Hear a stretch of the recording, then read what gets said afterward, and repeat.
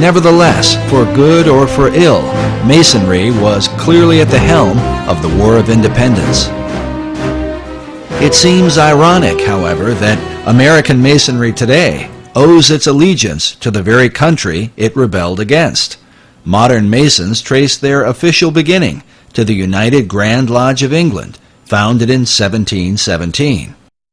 The official start of modern Masonry is in 1717 in the Apple Tree Tavern in London, where the first Grand Lodge of England was convened. And that's called the Mother Lodge, because essentially all English-speaking lodges precipitate out of that. And for example, all American lodges, all the different Grand Lodges of the different states, all ultimately owe their allegiance and their warrant to the Grand Lodge of England. Yet prior to the formation of the Grand Lodge, the seeds of modern Masonry had already been sown through the work of Francis Bacon.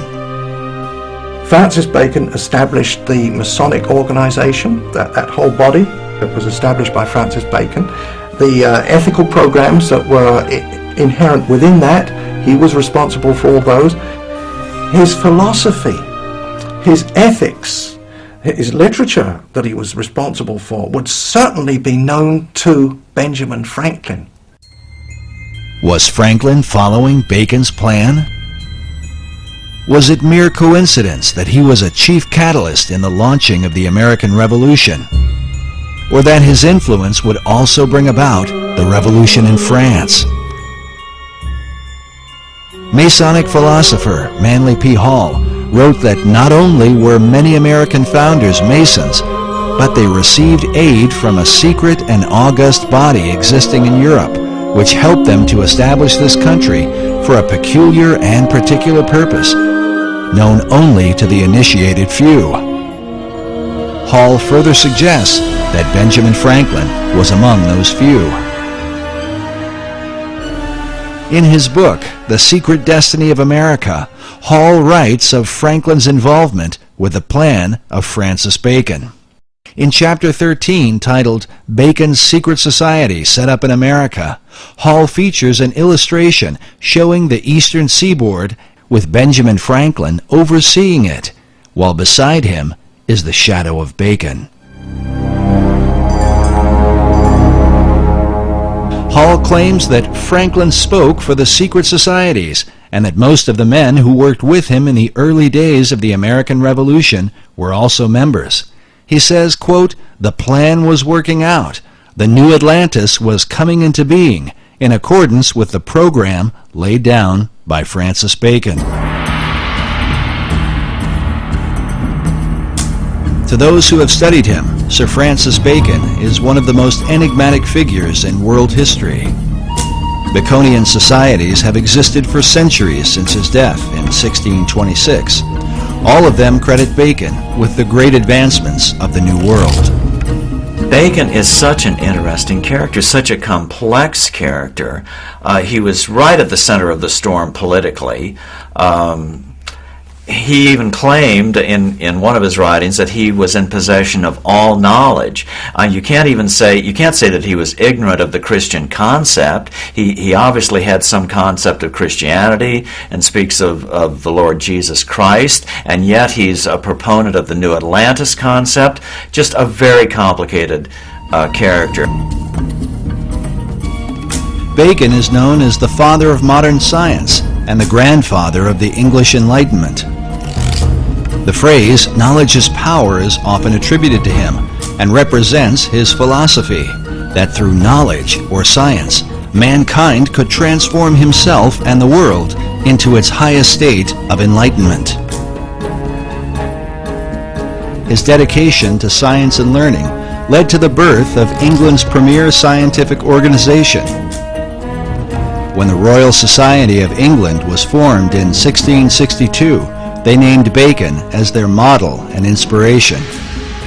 There's a book written by Thomas Sprat, who was the first president of the Royal Society. So this goes back to the early 1700s, and he wrote a history on it.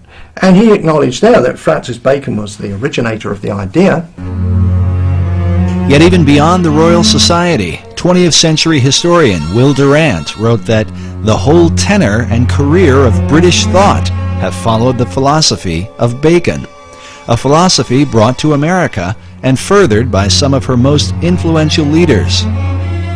Thomas Jefferson considered Francis Bacon one of the three most important men in history, along with John Locke and Sir Isaac Newton. It is even said that Jefferson believed he was fulfilling Bacon's dream for a new Atlantis by founding the United States. As a result, nearly all Baconians credit Bacon with the founding of America. This painting, once owned by Baconian author Marie Bauer Hall, shows the North American continent with the spirit of Bacon rising from the midst. Above his head is the all-seeing eye of Horus in the midst of a triangle, while upon his cloak is the rose and cross, the symbol of his Rosicrucians. Despite these things, little is mentioned about Lord Bacon in the history books of America. There are no states, cities, towns, or schools named after him, which begs the question, other than Benjamin Franklin and Thomas Jefferson, which of the founding fathers did he really influence? Which of those founding fathers were most influenced by Bacon's work? I would suggest it was all those who were Freemasons. Well, I think probably all the first presidents of America who were Freemasons, you could say, were influenced by him because of the influence that went into Freemasonry, but by Bacon. But I expect some were more influenced than others, or more inspired than others, and some may not even have known that Bacon was behind it all, in the sense of an inspirer. But maybe they all did. I mean, they were pretty intelligent men.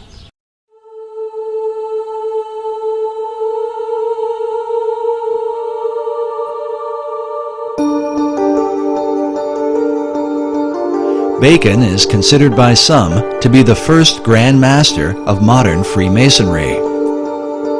While the craft would not be officially established until after his death, it was Bacon who mapped out the plan for the ultimate aim of Masonry and all secret societies, the establishment of a new Atlantis.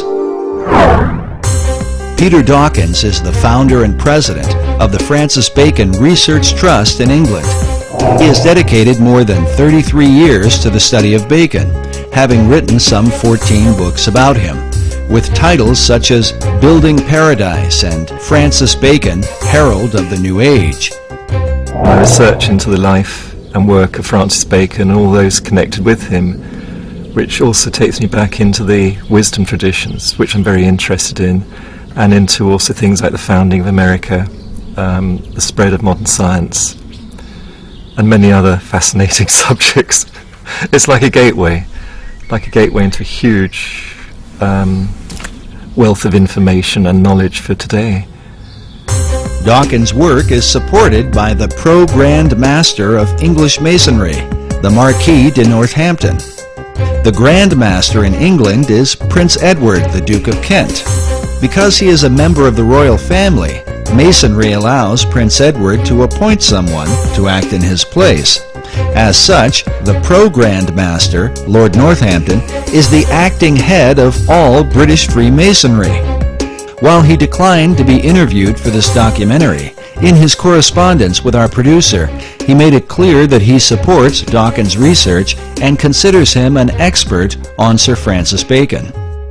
This is significant because the Northampton legacy dates back to the time of Bacon and Queen Elizabeth I.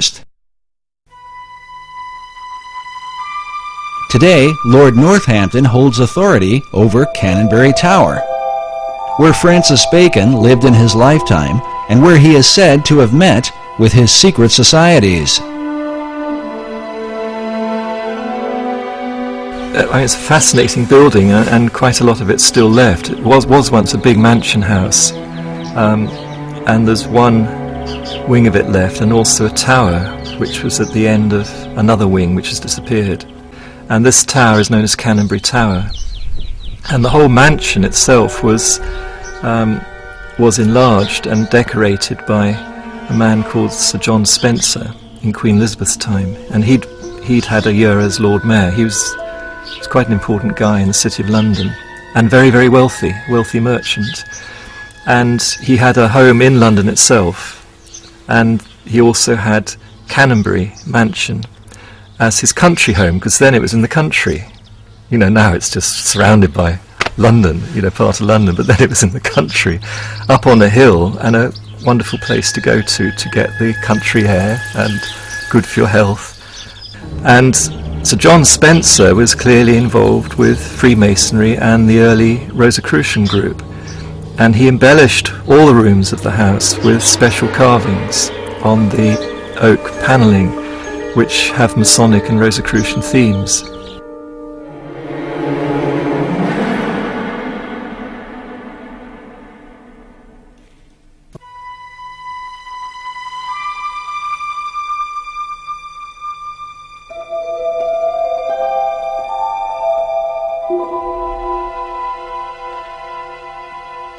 And particularly the fireplaces are done very, very carefully and specially.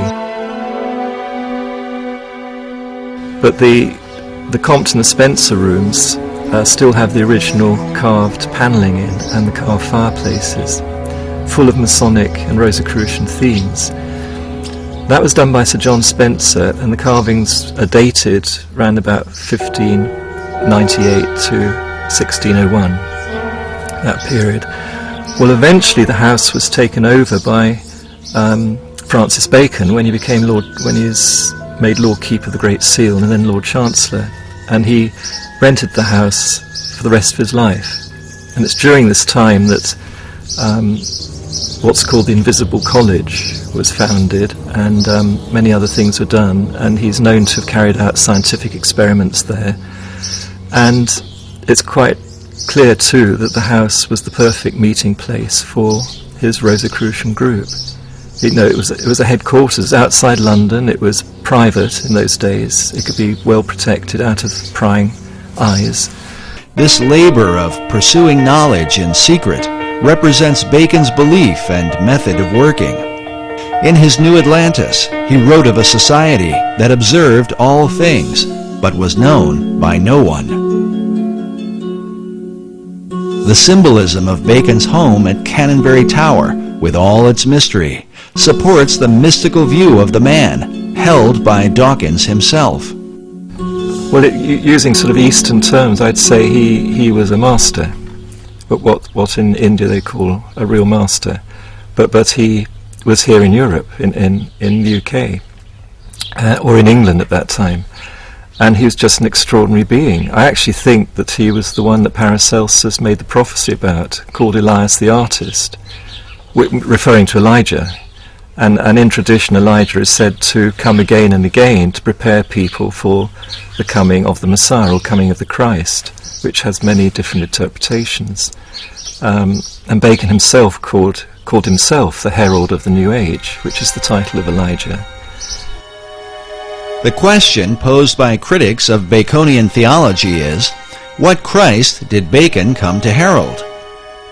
Was it the Christ of the Bible, or the Christ of Masonry and the ancient mystery religion? In the ancient mysteries, a trinity is also recognized, and is represented by a symbol that is little talked about, but one that some believe stands at the heart of all the Masonic tradition. It is known as the 47th proposition of Euclid, or the Pythagorean theorem. Manly P. Hall illustrates and explains the occult symbolism of this theorem in his book, The Secret Teachings of All Ages. According to Hall, the right triangle represents this trinity. The perpendicular side symbolizes the masculine, or divine father, while the base represents the feminine, or divine mother.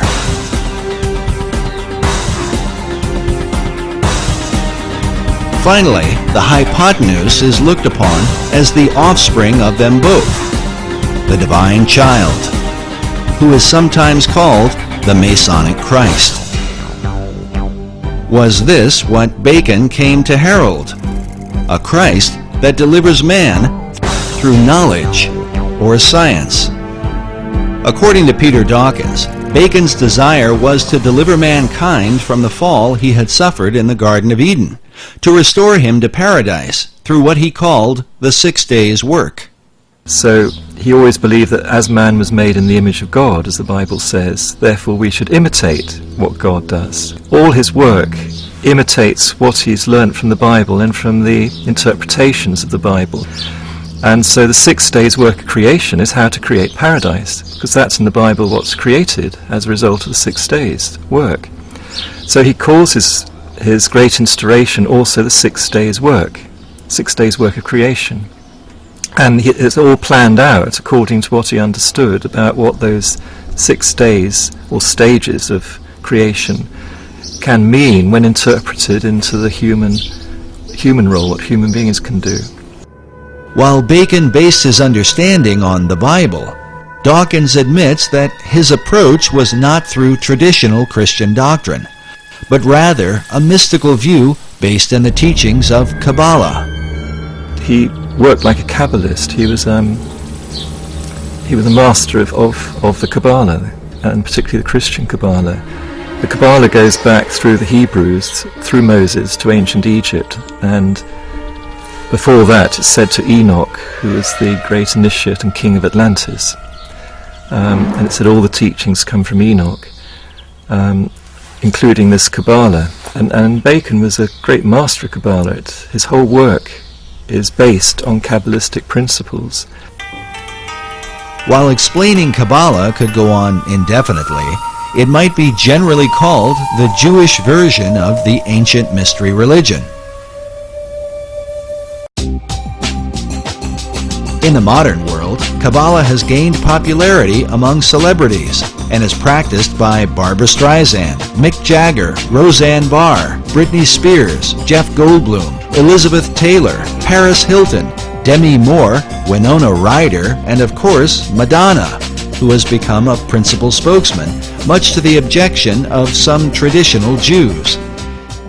In short, Kabbalah is designed to lead mankind to perfection, where man becomes a godlike being. It is a system that goes hand in hand with the concept of building paradise on earth.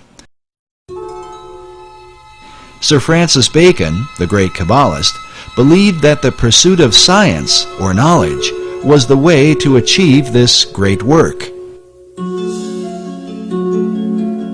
Most schoolboys used to know who Francis Bacon was and what he contributed to our knowledge today, and it was the method of science. Well, his first most public and fundamental effect he had was to form the basis of modern science, which is the experimental method.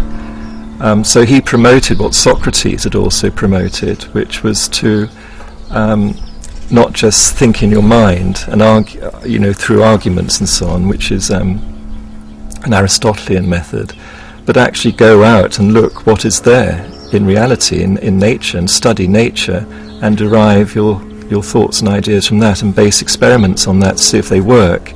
Then if they work and if they're useful and they're proved useful over a length of time, then you might consider you've got perhaps a bit of truth, and then you build on that. Well, up to Bacon's time, most of what one could call science, which was not really properly existing as such, except in the mystery schools, in all university, academia and so on, was just producing arguments after arguments. You see, up until Bacon's day, it was the church that was in control, and in fact the church was in control up until about the 1800s. So the church was in control, but the church hierarchy wasn't necessarily pure Christian. There was a lot of people that were there because they could handle 3 or 4 languages and they had great intellect, but were they Christians? Real Christians? No, likely they were not. They knew their scripture, of course, but they were operating by the world system, and so the world system corrupted them. This corruption extended to their powers of discernment. While the Bible teaches that men should prove all things, many church academics in the Middle Ages trusted in an unsound method of deductive reasoning based upon a faulty understanding of the Scriptures. And typically it would go this way, to give an example. They would take from the book of Acts where it says, and the gospel was preached to the whole world. That's one statement. Now the common statement that goes with that is, but the disciples and the apostles never went to the whole world. And therefore you could deduce from those two statements that, well, there were no people on the other side of the world to preach to. You see, well, obviously were, because the explorers found there were people in Australia and Tasmania. Years later they found that. So there were other people on the other side of the world. So you see, they got the wrong deduction using that method of deduction, and that's what Francis Bacon pointed out. He said there's so much nonsense. And so Bacon set out to establish a scientific method, one by which mankind might achieve all knowledge. Through this method, Bacon sought to bring forth a light that would eventually disclose and bring into sight all that is most hidden and secret in the universe. But first, he would have to find a way to overcome the stubborn traditions employed by the academics of his day, who would rather debate than examine.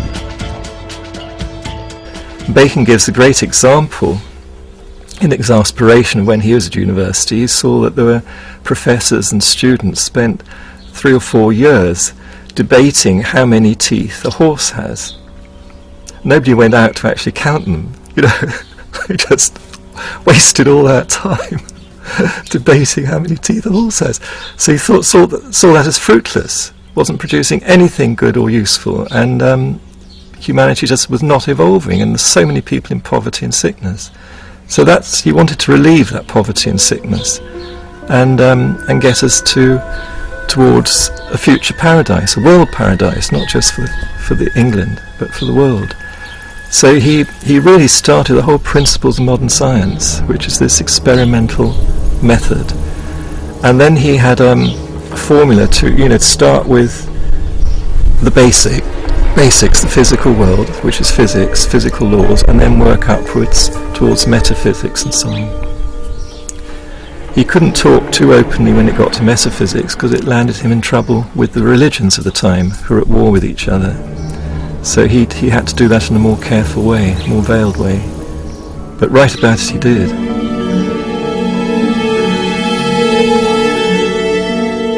Bacon's metaphysical ideas led him into teachings that would have been condemned by both the Catholic and Protestant churches of his day.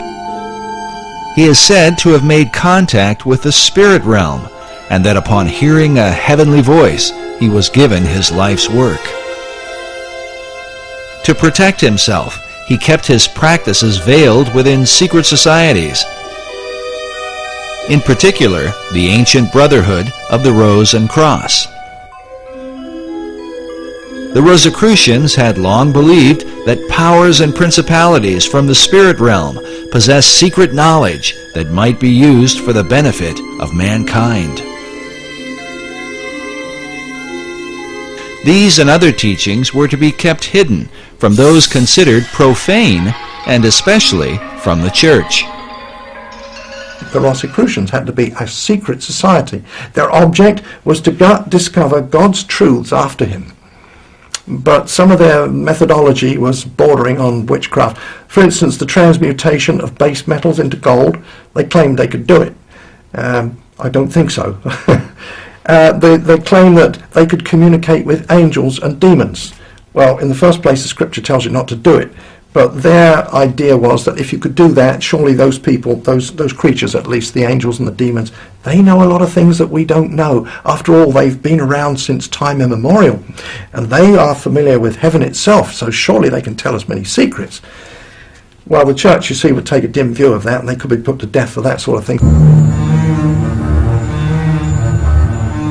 The Rosicrucian Society had been formed in England prior to Bacon's birth, in part for the purpose of protecting Queen Elizabeth I. In the 16th century, the conflict between Roman Catholicism and the Protestant Church of England was at its peak. Mary Tudor, the daughter of King Henry VIII, took the throne and earned the title Bloody Mary.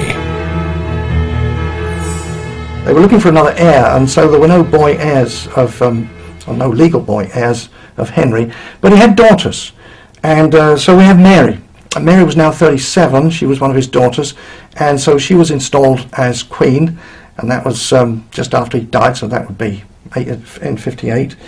And she was a Catholic, a dyed-in-the-wool Catholic, and she had actually married Prince Philip II of Spain. Of course, he was a Catholic too. So the first thing that Mary did was to repeal those laws which permitted the Protestants to practice their religion. Repealed them, and then forcefully put to death as many Christians that were of the Protestant faith as she could find. Within the confines of the data that we have, she put to death 300, so there was 300 martyrs there that we know about in the short 6-year reign that she had. No one was safe from Mary's wrath against the so-called Protestant heretics, not even her own sister. Elizabeth Tudor was also the daughter of King Henry VIII, with his second wife, Anne Boleyn, whom Henry had married after divorcing Catherine of Aragon, the mother of Queen Mary. When she was installed as queen, she put her sister Elizabeth I in jail because she was suspected of being Protestant, so she went to the Tower of London. While imprisoned in the Tower, Elizabeth formed a friendship with a mysterious member of the court, a mathematician and mystic named Dr. John Dee. He was known in the early Elizabethan days as the real wise man, the magus, and he was into a lot of esoteric study. He was certainly an initiate of the wisdom traditions. Dr. John Dee was one of the foremost geniuses of his day. John Dee was 34 years older than Francis Bacon, and John Dee was a mathematician, lived in London. He was a mathematician and astrologer to Queen Mary, Tudor. That's Bloody Mary. While Dee began in Mary's service, he soon fell out of favor because of his bizarre experiments, and some say his friendship with Elizabeth. In any case, Dee was imprisoned under suspicion of sorcery, an accusation that would follow him throughout his life, and one that seems not unfounded, considering his system of magic is still practiced by many occultists to this day. One thing that he is most noted for today among occultists is that he and a fellow named Edward Kelly, who was a medium, did magical invocations related to the Book of Enoch to produce an entire, what today is called, Enochian system of magic. And it's this incredibly complex language and alphabet and cubes and magic squares, and it's extremely complex, and it's very, very powerful. In his quest for knowledge, Dee tapped into the powers of the beyond, hoping to learn secrets from the spirit realm. But that's not to say he wasn't trying to communicate with angels. He did. And they can be contacted and talked with. Roughly it means messengers of God. So that's what Dee was trying to do in his own way. But he obviously was too open about it, so in the end he got persecuted for this. But not everyone saw Dee's dabbling as communicating with angels of God. Dee once wrote that he was looked upon as a companion of hellhounds, a caller and a conjurer of wicked and damned spirits. Yet like Bacon, he practiced much of his craft in secret as an active member of the Rosicrucians in England. Some even credit Dee with founding the modern Rosicrucian movement. As such, communing with angelic beings that provide scientific knowledge was a familiar practice. Now, there was a pretty very brief and shady dividing line between what they called scientific knowledge and what we might call outright witchcraft today. It was the demarcation there was very shadowy. This shadowy line was one that Dee crossed many times. Yet for a while, he flourished under the reign of Queen Elizabeth. During this era, some believe that he was a kind of mentor to Sir Francis Bacon. Well, we know from Dee's diary that Bacon made one visit, at least, to Dr. John Dee's home at Mortlake. And when these visits were recorded, Dee was meaning people had come to talk with Dee and discuss esoteric matters with him and to use his library and so on like that. So we know that's a historical record we have. Otherwise, it's circumstantial evidence. Bacon clearly knew Dr. John Dee because he was an important person in Queen Elizabeth's court, and Francis Bacon was a courtier. Perhaps the reason for the lack of records in Bacon's relationship with John Dee is that their work was done behind the veil of secret societies. There's always been these secret societies trying to promote learning and raise the level of people's thought and culture to a kinder level and higher level. But mostly they've worked in secret because the church, most of the different churches have been so, well, not very kind.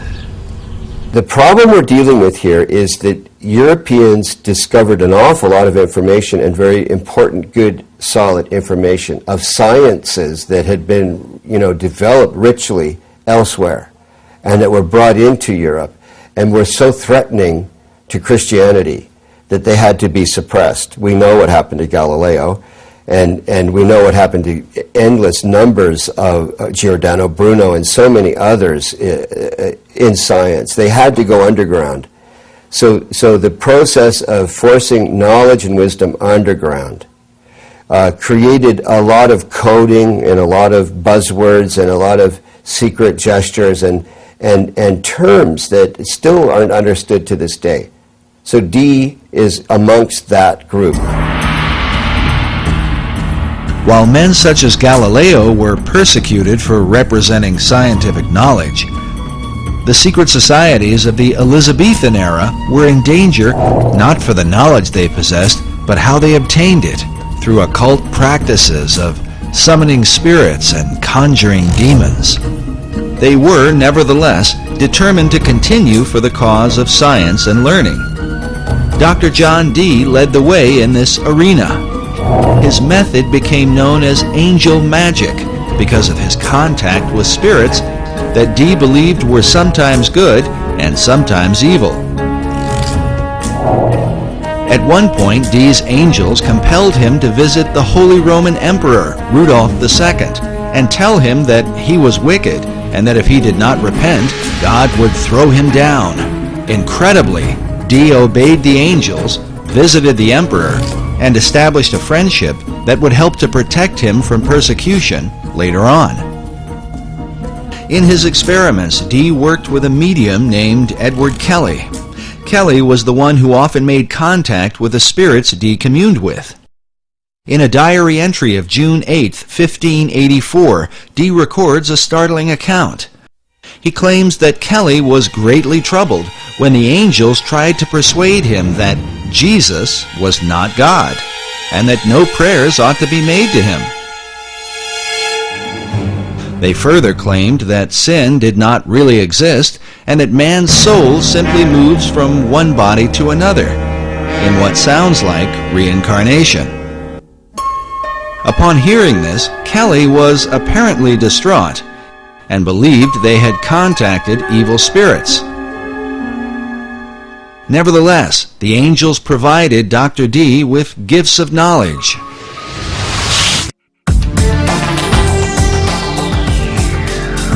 Dee was the first to apply Euclidean geometry to navigation.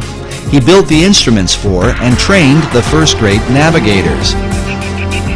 He is credited with coining the word Britannia, or Britain, and his influence laid the foundation for what would become the British Empire.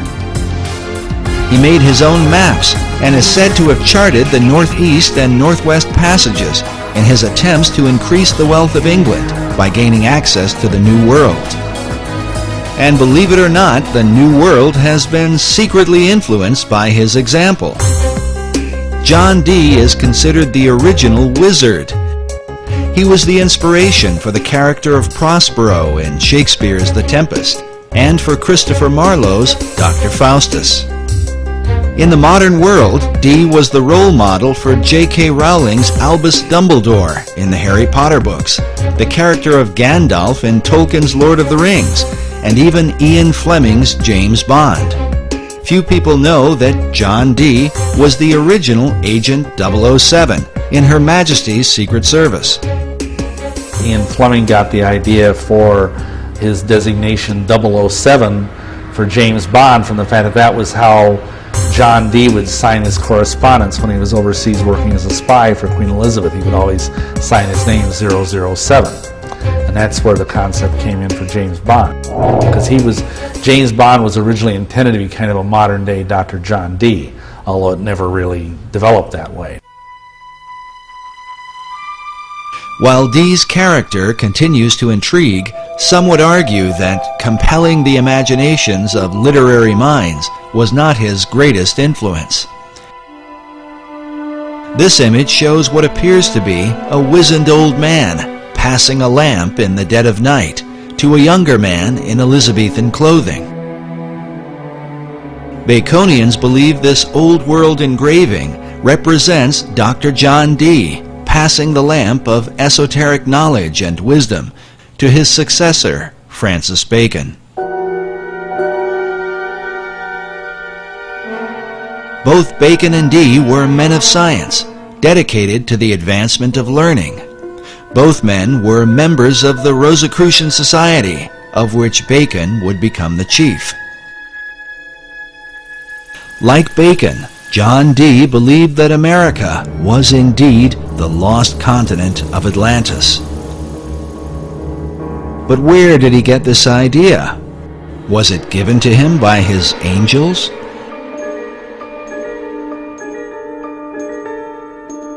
And did he pass this concept on to Francis Bacon?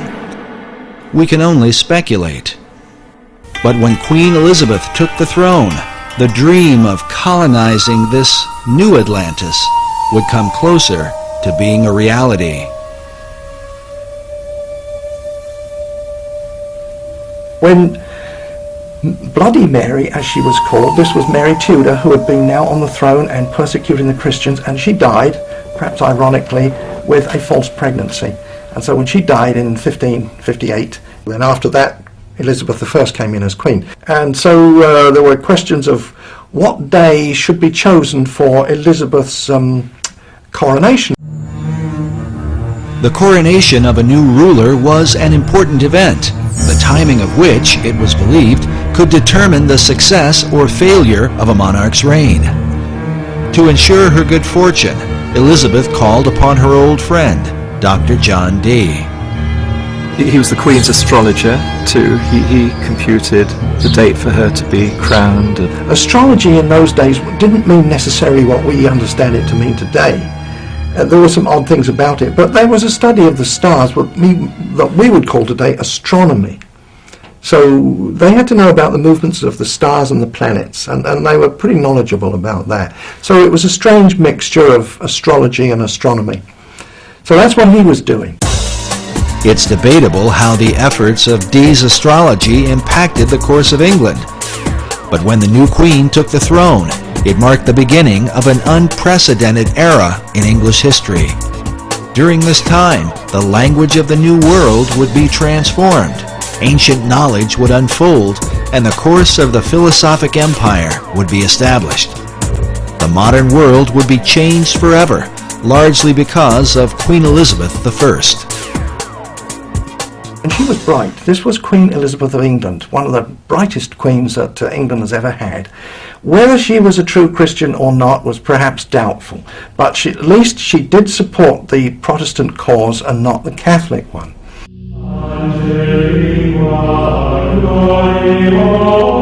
The Queen's Protestant faith made her immediate enemies in Rome. In April of 1570, Pope Pius V issued a papal bull excommunicating her from, quote, the unity of the body of Christ. Well, that meant that the Pope was saying to all the Catholic kings of Europe, go and invade England, kill the Queen, take over the country, make it Catholic, and I'll give you my blessing. So that was a huge threat to England and the Queen. So the English, who didn't like that, didn't like that idea, they formed a close-knit protection around the Queen and their country. To answer the threat of spies and assassins from Rome, the English set up an intelligence network under the leadership of Sir Francis Walsingham, known as the Queen's Spy Master. Among his secret agents were Dr. John Dee and later on Sir Francis Bacon, along with their Rosicrucian Society, which is said to have been formed in England for the purpose of protecting Elizabeth. But some suspect the Order of the Rose and Cross had yet another agenda.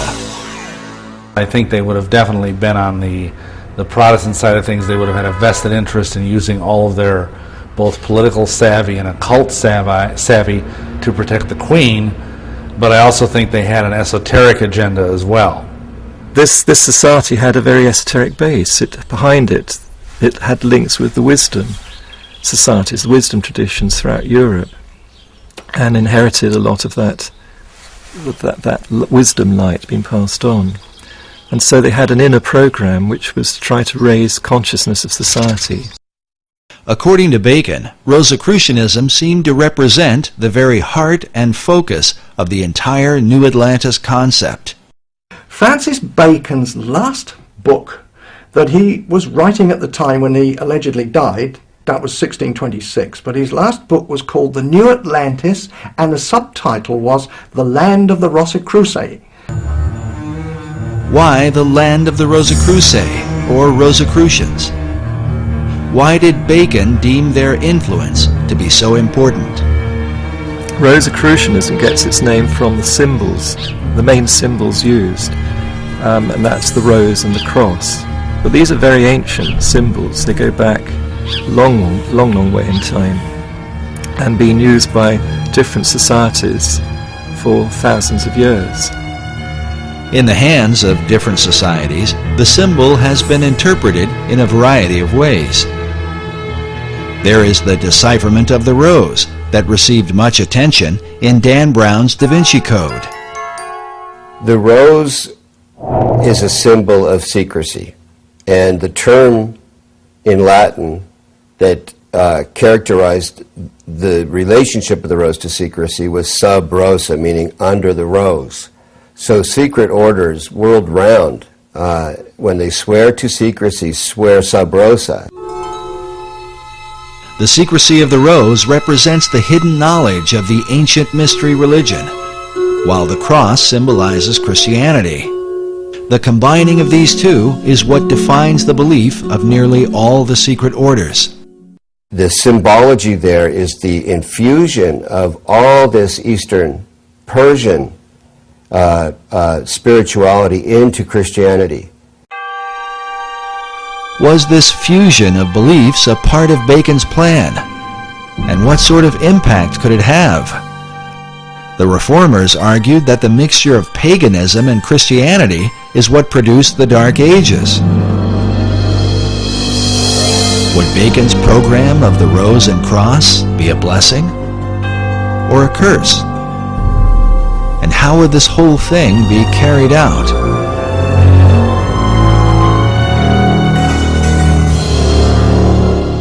When one follows the Rosicrucian trail, John Dee was a very, very key influence in historical Rosicrucians, and some say even the founder of it, the first president of it.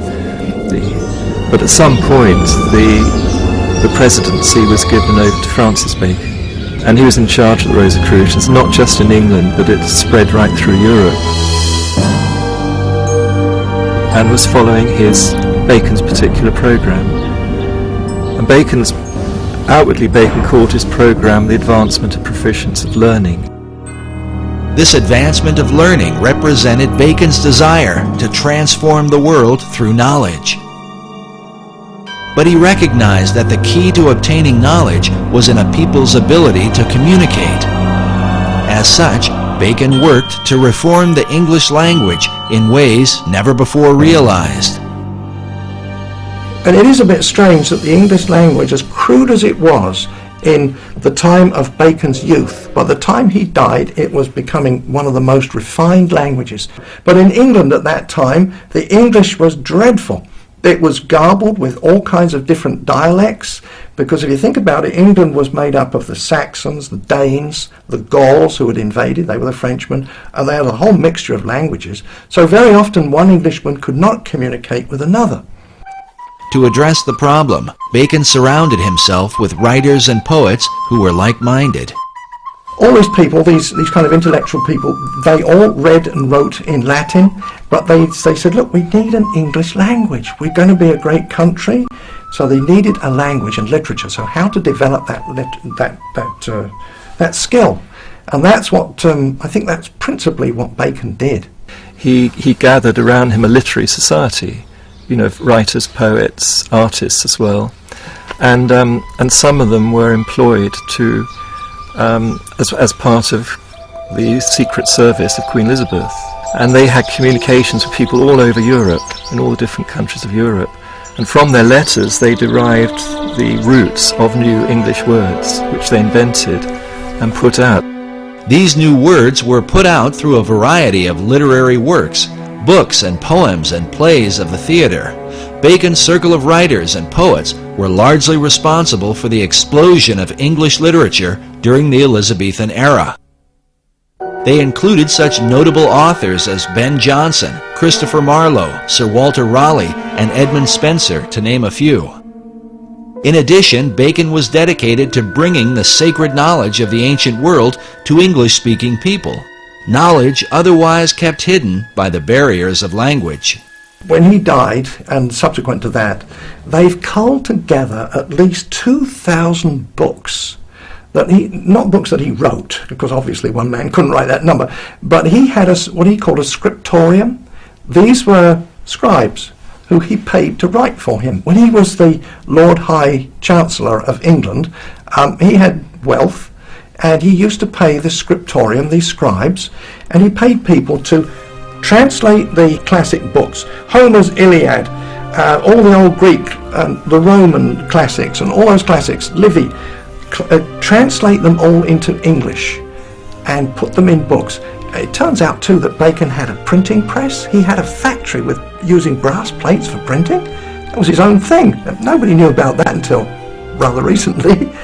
But nevertheless, there were 2,000 works that we know of that passed through his hands in one way or another to give literacy to the English public.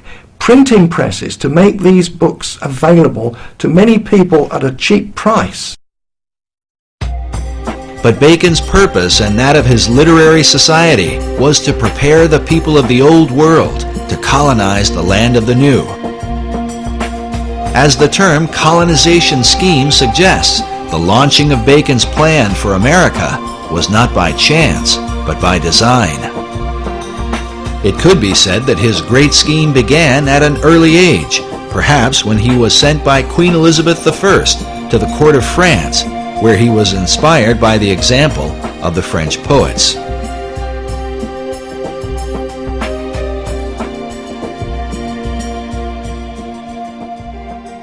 Another major influence, he obviously was inspired in France by the French Pleiades, the group of French poets who were deliberately trying to make the French language into a really good language, particularly for poetry and writings and so on of that sort. And Bacon spent several years at the French court, came back very inspired and wanted to do the same thing for the English language. Upon his return to England, he was sent to study law at the prestigious Gray's Inn in London, where his statue can be seen today. It was here that Bacon formed the beginnings of his own literary society, a secret group known as the Knights of the Helmet. The Knights of the Helmet were actually the name of a masque he wrote, or it's thought he must have written, because masques were put together by a lot of people for the royal court or for the Inns Court, which was where the lawyers were. And to get a job as a lawyer or a minister or official in the government, you had to be first of all a lawyer, and you had to know how the royal court worked. So every year they had to put on huge celebrations imitating the royal court, and part of that celebration was masks. And many people were involved in creating these entertainments with their masks. Francis Bacon just one of them, but he became a key one, and he wrote quite a lot of the mask material, which one can identify. You know, once you get to know Bacon and his writings, you can identify what was done. And he's acclaimed by the lawyers as being the great one who inspired them and led them and wrote for them, you know. But the Knights of the Helmets was the name of one of the masks at a key moment when the whole Shakespeare authorship, the name the Shakespeare was being used for the first time. The Knights of the Helmet took as their inspiration the Greek goddess Pallas Athena, who carried a spear and who wore a great helmet, a symbol of secrecy. According to tradition, one that wears the helmet of Athena becomes invisible. And they had to swear allegiance to it. And not only that, Athena, the goddess Athena, carried a spear that she shook in the eyes of ignorance. And she was one of the greatest goddesses among the Greeks, ruling through intellect and man's wisdom. Even as Dr. John Dee had been inspired by angelic beings, some researchers believe that a spiritual encounter with Pallas Athena gave Bacon the inspiration for his life's work. Well, in some of those cipher writings that he had written, he writes there how this, he heard an heavenly voice. The voice he heard inspired him towards secrecy and to imitate the work of God. The Divine Majesty takes delight to hide his work, according to the innocent play of children. Surely for thee to follow the example of the Most High God cannot be censored. Therefore put away popular applause, and after the manner of Solomon the king, compose a history of thy time, and fold it into enigmatical writings and cunning mixtures of the theatre. That was his mission in life. And for the rest of Bacon's life, he was dedicated to that one purpose. Baconian scholars believe that Bacon's revelation led him to develop a series of theatrical works that would teach the English people and transform them into a nation that could one day dominate the world and resurrect the Atlantean dream. Believing that he put away popular applause as his heavenly voice had commanded, he is said to have written behind the identity of William Shakespeare. Shakespeare is a synonym for Apollo and Pallas Athena. They're both known as shakers of the spear in classical tradition, and the spear represents a ray of light, a ray of wisdom, and they shake that spear at the dragon of ignorance. Exactly what Ben Jonson says in his preface to the Shakespeare Folio, to shake a lance at the dragon of ignorance. And this is the role of an Apollo or Pallas Athena. And they have always been the muses of the other 9 muses, who themselves are the muses of all the writers, poets, artists, and so on in history. So Apollo and Athena are the great inspirers. They're the great Shakespeares. Bacon incorporated these Greek gods within a key symbol, the AA headpiece representing Apollo and Athena. Usually one of the A's is shaded, denoting a light and dark side. This symbol is found printed at the head of certain pages within the Shakespeare Folio and among the acknowledged works of Francis Bacon. Of the two polarities, Apollo and Athena, it was Athena that seemed to dominate Bacon's imagination. Pallas Athena was, she shook her spear at the eyes of ignorance. So she was the spear shaker. Now, she's always been known as the spear shaker. That was long before the time of Bacon. Back to the Greeks, the spear shaker. So he took that name, spear shaker, and just turned it around to make it Shakespeare. And it used to be written with a hyphen, and then it became one word, Shakespeare, as the name of the playwright for those Shakespearean plays. But what of the real William Shakespeare, the Stratford man whose name has been revered for nearly 500 years? His writings have been attributed to a number of other authors, including the playwright Christopher Marlowe, Edward de Vere, the 17th Earl of Oxford, and even Queen Elizabeth herself. But Sir Francis Bacon seems to lead the pack of would-be bards, with well over 200 books, essays, and pamphlets on the subject, many of which insist he is the real and true Shakespeare. Meanwhile, Baconian scholars argue that the Stratford man simply lacked the experience and education to have written the works that bear his name.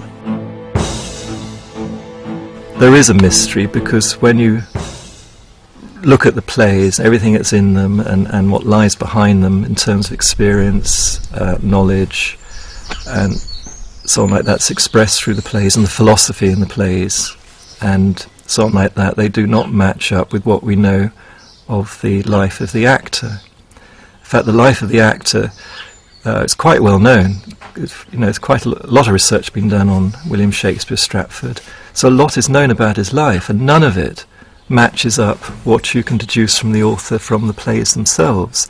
In fact, the more we find out about the life of the actor, the worse it gets. Here you have a guy who is barely literate enough to make a mark, much less write his name. His mark was only existent in 5 documents. There's not a single letter either from him or to him by any of his contemporaries. How can this guy have written the greatest literary works in the history of the world? It just didn't happen. Whoever's the author certainly knew about certain things happening abroad in the royal courts, in France, in Italy, and in Spain. Not only taught the workings of the court, but the intrigues as well, and who would know that? Certainly not a play actor like the William Shakespeare. There's no way that man could have known the intrigues that went on inside the court. But Francis Bacon did. He was well familiar with it. He was brought up in the court. You can't just say, oh, genius did it all. It's impossible for genius alone to do that. You've got to have all that background experience, knowledge, and so on, to get something like the Shakespeare plays. There's even a quote from one of the justices, one of the English justices, that it's clear that from the Shakespeare writings that the author had to be an attorney, because there is not a single legal error contained in any of them. The author writes naturally as if he's a lawyer. It doesn't just put in legal terms here and there just to suit the story. It just legal terms and the whole legal jargon just rolls off him absolutely naturally, as if he's used to living in that environment all the time. Well, that doesn't fit the actor from Stratford. There's just no way the historic William Shakespeare could have written these plays. There's only one person who could possibly be the author of those plays, which is Francis Bacon.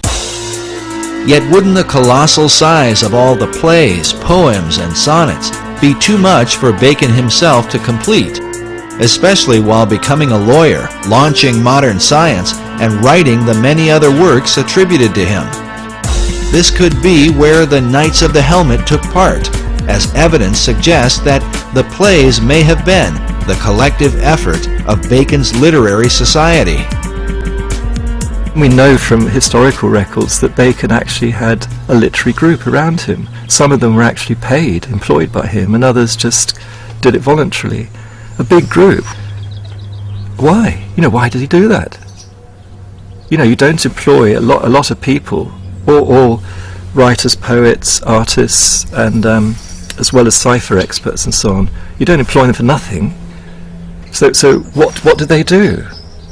And then you get the answer, the Shakespeare plays, because scholars have found out there's been other contributions in the plays from other poets and so on, who all put a little bit in here and there, and then you find that they were either associated with or employed by Bacon in that group. They're all part of this one group.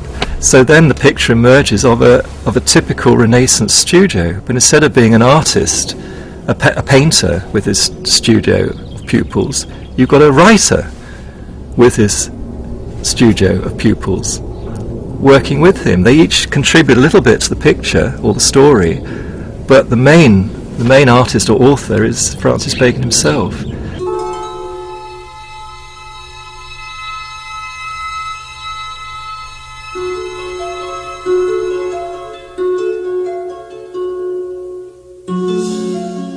Now, as I said earlier, we have not got the time to deal with all the sundry historical machinations from the last 11,000 years. But one particular period, one particular epoch that should concern us is what we know today historically as the Renaissance. About the time of the 15th century, as they were congratulating themselves on their progress, the alien bureaucracy discovered the presence of the Stargate. They had to face the fact that even if all their technological hardware was successfully reconstructed, they still could not vacate the planet Earth, which had been placed under quarantine. So here we have it. Hundreds, thousands of years are going by. The alien progeny have understood that yes, all the technological hardware that they once had created and had brought here to the planet Earth, which may have even included spacecrafts and all sorts of cybernetic technologically advanced devices, all of it, or a good deal of it, has been destroyed. So here they are, spending 11,000 years moving mankind gradually, manipulating every phase of history, putting whole nations under the swords, stretching their empire out to encompass the whole of the globe, mining and enslaving the whole human race in order to slowly, incrementally push the technology further to the point where they can restore some of this. And that accounts for why in the world for 11,000 years we've been so sexually and genetically and genderally and emotionally and psychologically arrested while we're so super technologically advanced. But they've realized after they discover the Stargate that now, even if they manage to succeed in phase one, the Stargate exists. They're in quarantine. Perhaps they'll never be able to leave after all. And they probably found this out the hard way. A very huge and puzzling meteorite fell thunderously in Soviet Siberia on July 30th, 1908. Peasants heard the awesome explosion as far as 620 miles away. A large area of forest was flattened as if an immense object had fallen. No remnants of the alleged meteorite could be found anywhere underground. Radioactivity had initially been released in enormous amounts. The general destruction showed that the energy released had been far greater than the mere impact of a falling stone, no matter how huge. Most significantly, the aerial path of the falling object had not been uniform, but had amazingly changed during descent. Various Soviet scientists then put forward an amazing theory, that it had been a spaceship driven by intelligent beings and loaded with a great power from a nuclear power plant, which had exploded through some accident. Well, if you go along with the theories we're advancing here, we can edit this statement slightly. From the Renaissance, and probably before, through this process of pushing mankind forward, the alien progeny of Atlantis, their descendants, of course, probably were able to build some rudimentary spacecrafts. And it was through taking these up into the ionosphere that they discovered the presence of the Stargate. And perhaps crashing right into it, these spaceships would then fall back to Earth in the way just described here. So it's not that we should understand this as spaceships coming into our solar system and then entering into our Earth atmosphere and then mysteriously veering and careering out of control and crashing into the Russian forests. It can hardly be said that those who've got the ability to cross hyperspace would then enter into our planetary space and lose control of their spacecrafts. Something doesn't sit quite right with that story. More likely, Earth ships are making journeys into the ionosphere in order to penetrate the barrier and can't do so, and then perhaps they lose control and fall back to Earth. But undaunted by this discovery, the alien progeny decide to press ahead. They put their greatest intellectuals onto the problem to see if a solution could be found, believing that what technology could erect, technology could take down. The major dynasties of the planet underwrote occultists, scholars, scientists, and philosophers to work on the Stargate problem. Elaborate efforts were also made to cover up the existence of the real opus. The perfect covers came to be that of both science and occultism. It was so effective that even today, most students and practitioners of both science and magic are unaware of the practical importance of their work and to whom it is really of benefit. Those of the inner sanctums also adopt clever cover acts and stories in order to be able to work undetected. Fronts are utilized by all major criminal syndicates, and it is no different with the children of the Nephilim, who have a great deal to hide from public view. And at this point we should remark that, of course, when we talk about the Atlantean progeny, we're not talking about the originals. These beings from other worlds with a pure alien DNA, and perhaps even some of their progeny, those with human and alien DNA, live for extended periods of time. There's reports that the original alien warlocks could live for up to 700 years, but they're not eternal and do in fact die. So the Atlantean progeny, the bloodline that we're talking about, are descendants of the original warlocks of Atlantis. We can surmise that none of the original warlocks exist, although some accounts say that they do. So who are the new Atlanteans? And how would we identify them?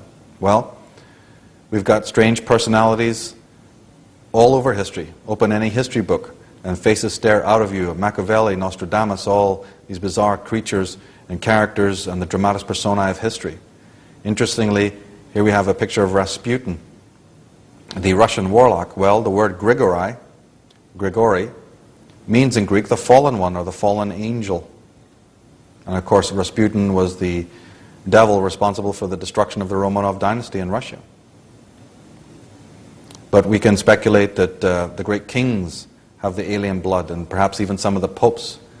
And it's not so far-fetched when you start reading some of their biographies and penchants for slaughter and abuse. We have in English mythology William the Conqueror, of course, the Norman king who brought such destruction and mayhem to England. In fact, so bad it was that the people of England referred to his reign as Doomsday. This is the term that the Saxon English used for the seizure of their land and the subsequent taxation, which was hitherto relatively unknown. William the Conqueror brought the pyramidical organizational structure to feudal England. But just before he died, and I mean a matter of days before William died, he had this to say: "I have persecuted its native inhabitants beyond all reason. Whether gentle or simple, I have cruelly oppressed them.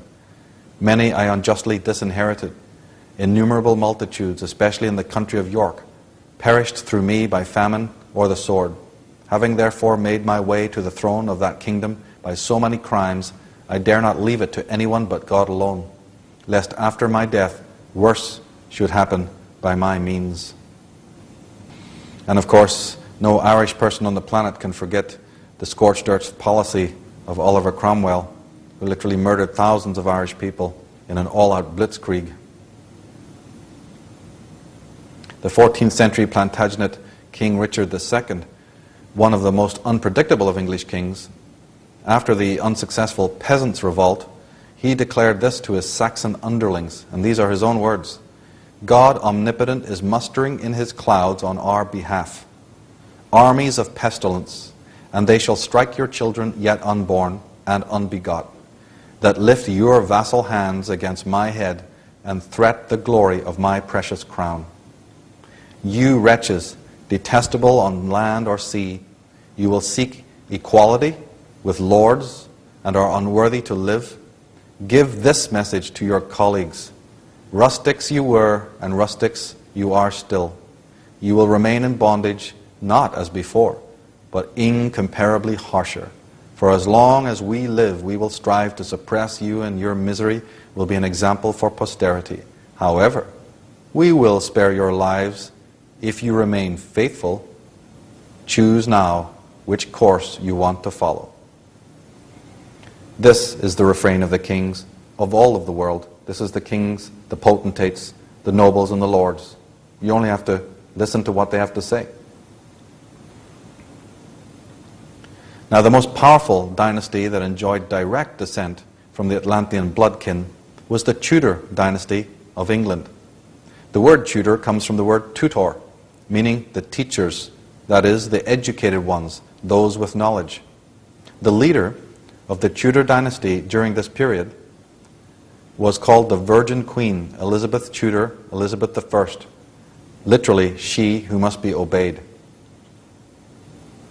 Here we have that term virgin again also, which one should note. The Virgin Queen. And the symbol of the Tudors was the famous rose, the Tudor rose.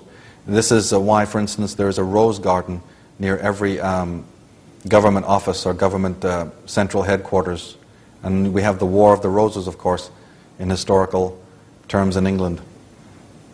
The father of Elizabeth I was the famous Henry VIII, Henry Tudor. Queen Elizabeth I was put in charge of the problem of the Stargate, and as such she employed several different people. At the head of these individuals, she placed the man on the left who is known as Sir John Dee.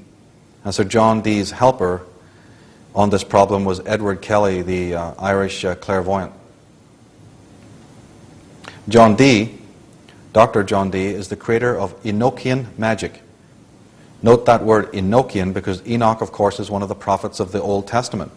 But the word Enoch also means the inner eye, or the initiated ones. So Enochian magic is nothing more than the magic of the high ones, the magic of the initiated ones. And through Enochian magic, John Dee believed he could talk to the angels. Now, if we go to the actual book of Enoch, after which the word Enochian comes, the prophet Enoch had this to say in the very opening passage of his book. The words of the blessing of Enoch, wherewith he blessed the elect and righteous, who will be living in the day of tribulation, when all the wicked and the godless are to be removed. And he took up his parable and said, Enoch, a righteous man, whose eyes were opened by God, saw the vision of the Holy One in the heavens, which the angel showed me. And from them I heard everything, and from them I understood as I saw, but not for this generation, but for a remote one, which is for to come. So Enoch is prophesying our times again, the days of tribulation. It turns out that this mysterious master astrologer and court official and ambassador, Sir John Dee, was also the head of MI5, the British Secret Service. It's the first secret service that ever existed. The first secret police existed in Tudor England and was created by John Dee. And when John Dee used to go on occasion to visit the royal houses of other countries, and when he'd write back to his mistress, she who must be obeyed, Elizabeth I, he'd always sign at the bottom of his documents 007. That was the sigil of the head of MI5 of those days.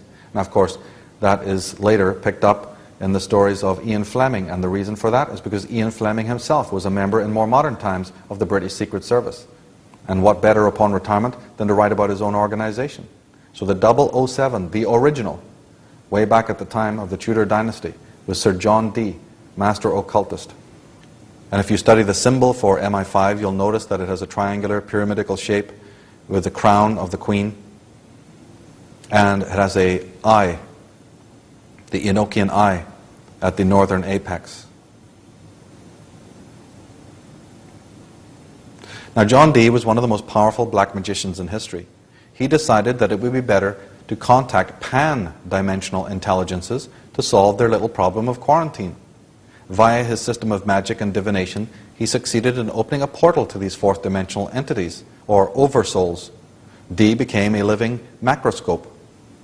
This was not the first time in history where such a forbidden rite was undertaken, and every time it does occur, it has the severest repercussions from history. So John Dee, being a master occultist and connected throughout the world, he looked into this problem and decided that there wasn't any normal technological or scientific way that they were going to be able to find this key, so to speak, to the Stargate. But he said he could use his occult power. So with Edward Kelly and all the other occultists of Europe, in combination, in concert, they decided to call on what are known in the occult world as pan-dimensional oversouls, beings that are above our level of consciousness. Not necessarily more pure or more spiritual, but of a higher spiritual intelligence, let's say. The oversouls. Later writers have called these entities the Macrobes. This word comes from the fact that there are beings, creatures, entities below us who are called the microbes, and it takes a microscope to see them. Before the advent of the microscope, if anyone had told you that there's all sorts of little creatures and little entities, but you just can't see them, we would have thought they were crazy and probably burned them at the stake as being heretics. But as soon as we have the right instrument, we look through it and we're able to see a whole world, a whole ecostructure of microbes and bacteria and viruses and whatnot? Well, above the level of the human consciousness are the macrobes. And as yet there's no instrument per se in order to see it. But there is an instrument, and that instrument is known as the human intuition. It's through the human intuition, the human imagination, that one can make contact with the macrobes. John Dee did make contact with the macrobes. In fact, he became what might be described as a living macroscope. Now, in short, Dee was told that there were two cardinal premises which needed to be mastered before the Stargate could be opened. The first precept concerned creating matter from energy, but that would have to be revealed in two main stages. And the second concerned the properties of a certain element, and that element was silicon. Now, phase one concerned creating matter from energy, but as the Macrobes instructed John Dee, the human race was way too primitive for that. That phase one would have to be taught to them in two stages. Part one would be to learn how to do the exact reverse, release energy from matter. And then after that, they would be taught how to create matter from energy. And phase one of that was accomplished on July 16th, 1945, at Alamogordo, or the Trinity experiment, when the atomic bomb was released. So the splitting of the atom was phase A of phase one, being able to release energy from matter.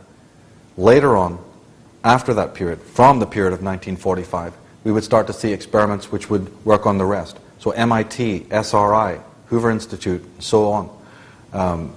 These organizations are merely fronts for this experimentation, looking at how to now manipulate matter and create it from energy. Phase two was the silicon revolution, the properties of silicon. And of course we know that silicon is created, or is a gateway to the computer age. Silicon makes computing possible. And we're told that technology makes life easier. These are the cover stories that let us buy into some of this stuff. If Grandma can do her shopping on the internet, and we could talk over the internet and buy our VCRs, most people are happy and don't think of any of the occult reasons behind the creations of these powerful instruments.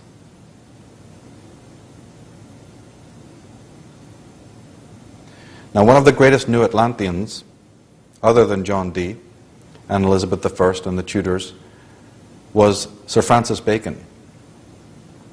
A Knight Templar, a major occultist, Sir Francis Bacon was appointed Solicitor General and Chief Advisor to the British Crown on June 25th, 1607. He conceived the idea of reactivating various secret societies, and in 1580 he founded the secret Rosicross Literary Society and the Lodge of Free and Accepted Speculative Masons. Bacon is said to have been introduced to the 33rd degree system into Masonry from the original Templar 9 degrees. So Bacon introduced the 33rd degree system into Freemasonry. For 1 year he had in his possession the first English translations of the Bible. In fact, he was the first major editor of what would become the King James Bible. He also added secret information into the Bible which was not there before. And William T. Smedley, who is a biographer of Francis Bacon, said, "It will eventually be proved that the whole structure of the authorized Bible was Francis Bacon's. He was an ardent student, not only of the Bible, but also of early manuscripts." So Francis Bacon was yet another one of the great thinkers and intelligences that was put onto the problem of the Stargate. He was directly working for the Tudor dynasty. In Talisman, by Graham Hancock and Robert Breval, they write, "Bacon was a passionate exponent of Britain's colonialization and development of its recently acquired North American territory of Virginia.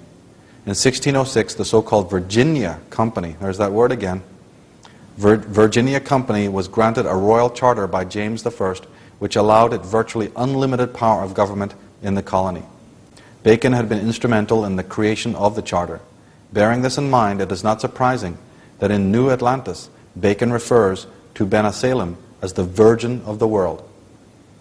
That's right. Francis Bacon wrote two very important books that all scientists know. The first one was called The New Atlantis, and the other, the Novum Organum, the new organism. The new organism and the new Atlantis.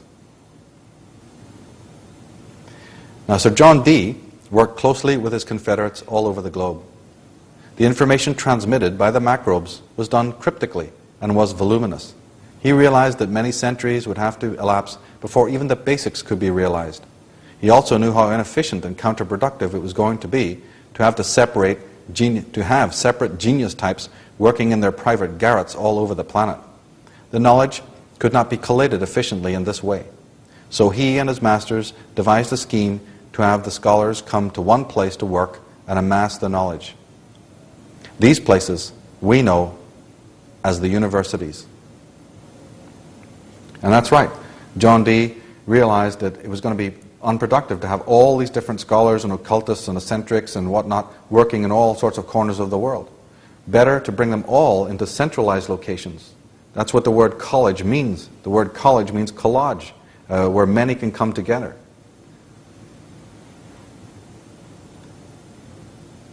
And of course, there's the silicon connection, now fully understood. We've moved on even from the time of universities. Universities can collate.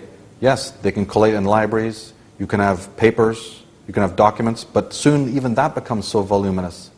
Even that becomes open and privy. Now you can introduce hierarchies. You can introduce fraternity structures into the university system so that, again, you police people and only the purest can ascend through the ranks to find out what the real agenda is. But even that, in the end, can become a problem. The computer is the miniature university with unlimited data storage space. So here we have a tie-in from the silicon idea and the carbon life forms.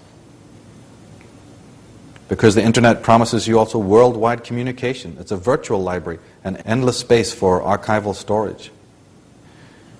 Now another level of information that the Macrobes had transmitted to John Dee, and what he also realized from his interactions with these supernatural beings, was that in order to even move along with this process, it was going to take hundreds of years.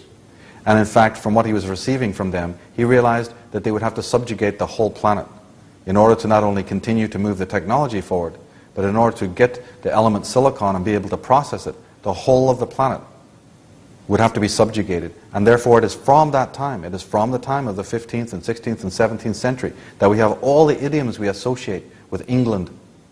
We have the rising of the great navies. We have the rising of empire. We have the rising of the first stock exchanges. And we have the rising of the colonial impulse. A tiny little nothing country, England, where 100 or 200 years before the kings were shivering in windowless castles, literally shivering, couldn't even get the taxes together to fight their neighbors. And suddenly we have empires beginning, empires starting, the great proliferation of what we now know to be the British Empire. And of course, in the vanguard of this were the beings that we know as the pirates, or the pirates, because the word pirates actually means the men of fire. These were direct agents of the Tudor dynasty. The heads of the pirates were the top officials of the pirates. The leaders of most of the pirates were the top brass of the Tudor dynasty, trained in the finest universities, even the fine maritime universities. And one of the greatest leaders of them all was Sir Francis Drake. And of course the word Drake actually means the dragon. San Francisco Bay was originally called Drake's Bay. The pirates, or the pirates, the men of fire, serving the Tudor dynasty, were headed by men like Sir Francis Drake and Edmund Spenser.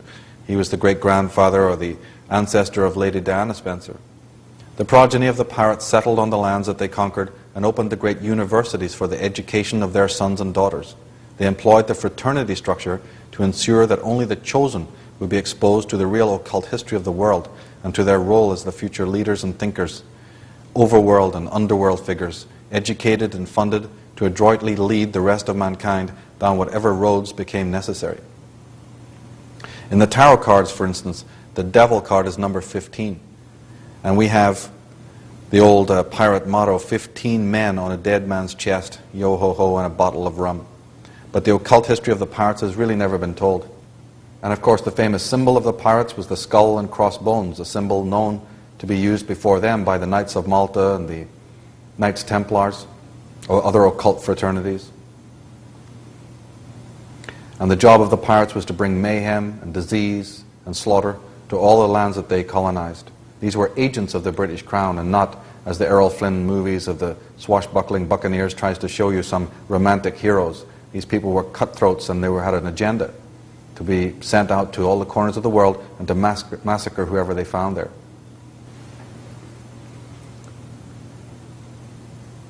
It's important to bring out at this time that the Macrobes don't work for free. Though John Dee was successful in contacting them, and though the Macrobes did transmit a great deal of information that he desired concerning the quarantine and Stargate problem, they don't work for nothing. And John Dee was soon to find out what it was that they wanted in exchange for their services. What they wanted has had the severest consequences for the future of mankind. The Macrobes basically told him that what they wanted was blood. Blood has some very specific occult properties, and that's what the Macrobes wanted. And John Dee, his reply was, how much do you want, and when do you want it? Whatever it takes. This thing is already going to take us hundreds of years. Whatever you need for that information, you will get it. And so John Dee literally put the whole of the human race up in a great black magic mass, a great rite to his overlords, the oversouls that were asking him for payment, literally, in blood. Now, blood happens to be the second commonest word in the Bible after God. And Erich Fromm, the scholar, the German scholar, says, at a deep archaic level, blood is very peculiar substance. Quite generally, it has been equated with life and the life force, and is one of the three sacred substances that emanate from the body. The other two are semen and milk. Semen expresses male, while milk expresses female or motherly creativity, and both were considered sacred in many cults and rituals. Blood transcends the difference between the male and the female. In the deepest level of experience, one magically seizes the life force itself by shedding blood. Now, of course, we looked at earlier just how bloodthirsty the Nephilim had already been, and the progeny and the empires that came out of the Middle East. We know, and we've looked at how bloodthirsty and how warlike and rapacious those races and nations have already been. And now we're being put, the whole human race is being put up in a pact to some oversouls. Could that explain some of the calamities that we've endured since John Dee's time? Well, we've had inquisitions, old and new. One of the most atrocious human beings ever to be on this planet, Joseph de Maistre, in his St. Petersburg's dialogues, has this to say: all grandeur, power, all subordination to authority rests on the executioner. He is the horror and the bond of human association. Remove this incomprehensible agent from the world, and at that very moment, order gives way to chaos, thrones topple, and society disappears. Lust for the spilling of human blood is a touchstone of the synarchist mindset. Take the 19th century Spanish counter-revolutionary ideologue Juan Donoso Cortés, who argued that human sacrifice is the most universal of all human institutions. I say, gentlemen, that dictatorship in certain circumstances, such as those in which we find ourselves, for example, is a legitimate form of government. Dictatorship, indeed, is part of the divine order. The meanest reptile, which I would trample under my feet, would seem less despicable to me than man. The point of faith which most oppresses and weighs upon my reason is that of the nobility and dignity of the human species. So let's not say that it's far-fetched that certain individuals walking this planet think of the human being, as Cortés is saying here, lowlier than the humble reptile. And it even causes them great distress to think of the nobility of the human creature. Such is in the minds of the progeny of the warlocks of Atlantis. Cortés goes on to say the culmination of Donoso's philosophical treatise is that the institution of bloody sacrifice is the most universal of all human dogmas and institutions. The most civilized nations and the most savage tribes believe in a pure victim offered as a perfect holocaust, he wrote. Without the death penalty, without the purifying efficacy of blood, all societal bonds would collapse. Since the first day of the first effusion of blood, it has never ceased to flow, and it has never been shed in vain. Mankind has always believed in three things with an unconquerable faith: that the effusion of blood is necessary, that there is a manner of shedding blood which is purifying, and another mode which is condemnatory. History clearly attests these truths. It presents to us the narrative of cruel acts, of bloody conquests, of the overflow and destruction of famous cities, of atrocious murders committed, of pure victims offered on blood-stained altars, of brothers warring against brothers, of the rich oppressing the poor, and fathers tyrannizing over their children, until the earth appears to us like an immense sea of blood, which neither the piercing breath of the winds can dry up, nor the scorching rays of the sun can absorb.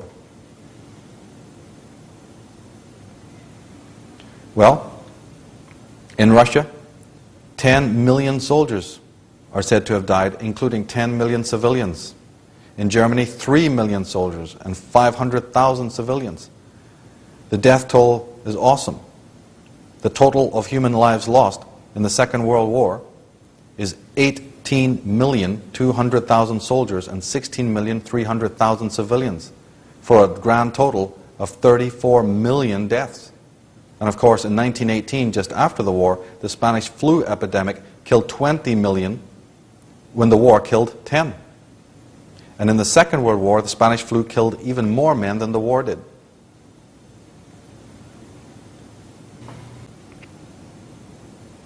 Now, the puppet masters would much prefer a race of soulless, programmable robots to serve them, and had that in mind. However, mechanical robots give as many problems as having problematic humans around, and the latter are still useful for various occult reasons. It was therefore thought best to reduce the organic human to the level of the machine, which has been, of course, overwhelmingly successful. Man, merely a largely imperfect evolutionary step towards the intelligent computer. This is what the brain drain of the think tanks and the MITs and the SRIs of the world are absolutely itching for, contemplating. They'll even tell you themselves that they can't wait for the days when man is an organic computer and he lives in a virtual hyperspace. They're back in business. Curtis R. Schaefer, engineer for Norton Key Corporation, says, "The ultimate achievement of biocontrol may be the control of man himself. The controlled subject would never be permitted to think as individuals. A few months after, a surgeon would equip each child with a socket mounted under the scalp and electrodes reaching selected areas of brain tissue. The child's sensory perceptions and muscular activity would be modified or completely controlled by bioelectric signals radiating from state-controlled transmitters."